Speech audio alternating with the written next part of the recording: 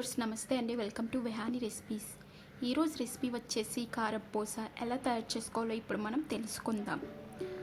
Correct మెజర్మెంట్స్తో చేస్తే కారప్పూస మనకి sweet stop స్టైల్లో లాగా టేస్టీగా అలాగే ఎంతో గుల్లగా వస్తాయి.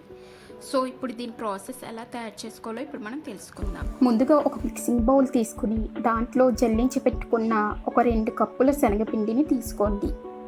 ఆ తర్వాత దాంట్లో ఒక 4 టేబుల్ స్పూన్ల బియ్యపిండిని యాడ్ చేసుకోండి. బియ్యపిండి యాడ్ చేయడం వల్ల చాలా క్రిస్పీగా ఉంటుంది, అలాగే ఎక్కువ రోజులు నిలువ ఉంటుంది. కొంతమంది బియ్యపిండి వేయకుండా డైరెక్ట్గా చేసేస్తారు. అలా చేసుకోవచ్చు, కానీ ఎక్కువ రోజు నిలువ ఉండకపోవచ్చండి. ఇప్పుడు ఒక మిక్సీ జార్ తీసుకుని దాంట్లో ఒక 1/2 టేబుల్ స్పూన్ వామ్, కొంచెం శనగపిండిని యాడ్ చేసి గ్రైండ్ చేసుకోండి.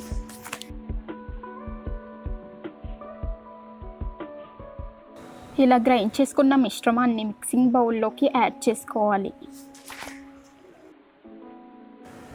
ఇప్పుడు ఒక టేబుల్ స్పూన్ సాల్ట్, ఒక టేబుల్ స్పూన్ కారం, అలాగే 2 టేబుల్ స్పూన్స్ బటర్ యాడ్ చేసుకుని కలుపుకోవాలి. బటర్ వేయడం వల్ల కారపూస గుల్లగా అలాగే టేస్టీగా వస్తాయి. మీ దగ్గర బటర్ లేకపోతే 2 టేబుల్ స్పూన్స్ వంట నూనె యాడ్ చేసుకోండి. ఇప్పుడు ఈ మిశ్రమాన్నింటిని ఒకసారి చేతితో కలుపుకోండి. తర్వాత కొంచెంగా వాటర్ యాడ్ చేసుకుంటూ మరీ గట్టిగా కాకుండా కొంచెం సాఫ్ట్గా వచ్చేలా కలుపుకోండి. పిండిని సాఫ్ట్గా కాకుండా గట్టిగా కలుపుకోవడం వల్ల కారపూస గట్టిగా వస్తాయి. సో పిండిని వీలైనంత వరకు సాఫ్ట్గా కలుపుకునేలా పెట్టుకోండి.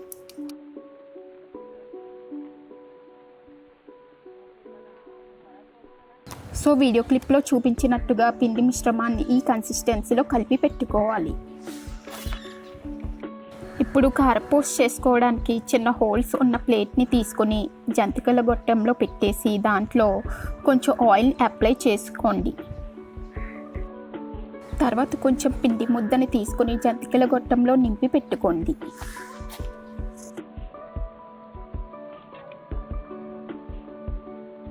ఇప్పుడు డీప్ ఫ్రైకి సరిపడా ఆయిల్ తీసుకోండి. ఆయిల్ని హై ఫ్లేమ్లో పెట్టి వేడి చేసి తర్వాత కారపూస వేసుకున్నప్పుడు ఇలా లో ఫ్లేమ్లో పెట్టి గొట్టాన్ని తిప్పుకోవాలి.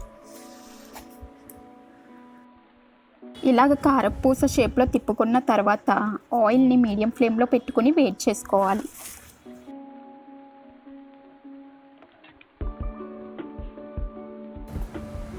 క్రింది పక్కన ఫ్రై అయ్యాక మరో పక్కకి టర్న్ చేసి ఫ్రై చేసుకోండి. మరి ఎక్కువసేపు ఫ్రై చేసుకోకండి. ఒక 2 నిమిషాలు ఫ్రై చేసి పక్కగా తీసేసుకోండి, లేదంటే మాడిపోయే ఛాన్సెస్ ఉంటాయి.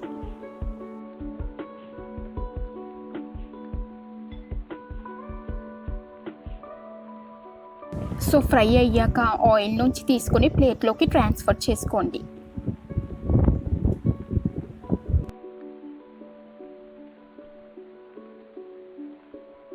సో ఈ ప్రాసెస్లో మీరు మిగతా పిండిని తీసుకుని వేయించుకోండి. అంతే అండి, ఎంతో ఈజీ మెథడ్లో చేసుకోగలిగే ఈ కారపూస రెడీ అయిపోయింది.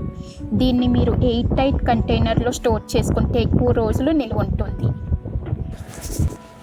ఈ కారపూస చేసుకోవడానికి ఎంతో టైం పట్టదండి. పిండి క్వాంటిటీని బట్టి మనం ఈ కారపూస ఎన్నైనా చేసేసుకోవచ్చు. ఎంతో సులువుగా చేసేసుకునే ఈ కారపూస ఇంట్లోనే ట్రై చేసి మీ పిల్లలకి పెట్టి చూడండి, వదలకుండా ఇష్టంగా తింటారు.